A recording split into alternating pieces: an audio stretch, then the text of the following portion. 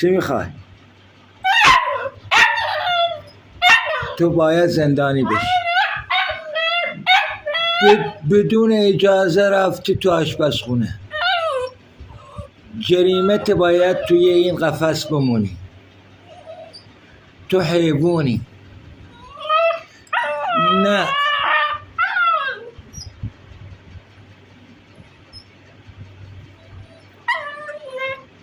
بچه ها خوابن.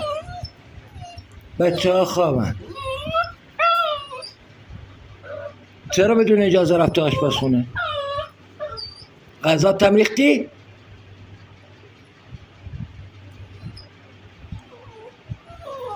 نه بدون اجازه من رفتی آشپزخونه برای چی؟